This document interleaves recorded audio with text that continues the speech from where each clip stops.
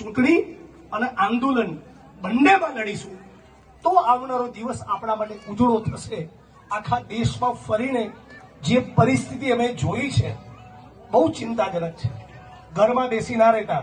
મારી બહેનો અને માતાઓ, એવા દીકરા દીકરીઓ પેદા કરો જે આંદોલનમાં દંડો ખાઈને આવે ને તો તમારામાંથી એવો અવાજ નીકળે કે વાહ, મારું થાવણ વસૂલ થઈ.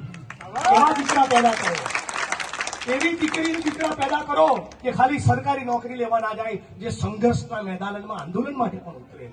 અમદાવાદના મિલ મજૂરિયાઓ 1981 ને 85 રોડ ઉપર ના ઉતર્યા હોત તો કદાચ બાબા સાહેબની અનામત ના બચી હોત.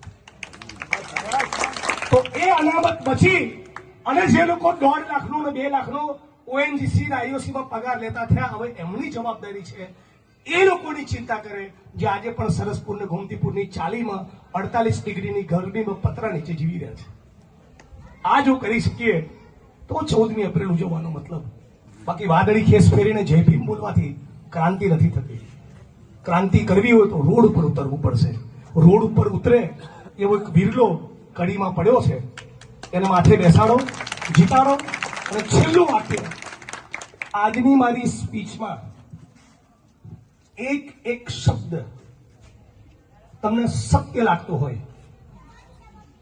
તમારો આત્મા કહેતો હોય કે તમારો આ દીકરો, તમારો ભાઈ જાનની બાજી લગાવીને આ ભાજપ સામે લડે છે, જીવ સટોસટનો ખેલ લડે છે, એવું તમારો જો આત્મા કહે તો રમેશભાઈ ચાવડાને જીતાડજો. જય ભીમ.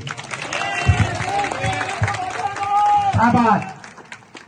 મેવાણી સાહેબને लाख लाख सलाम.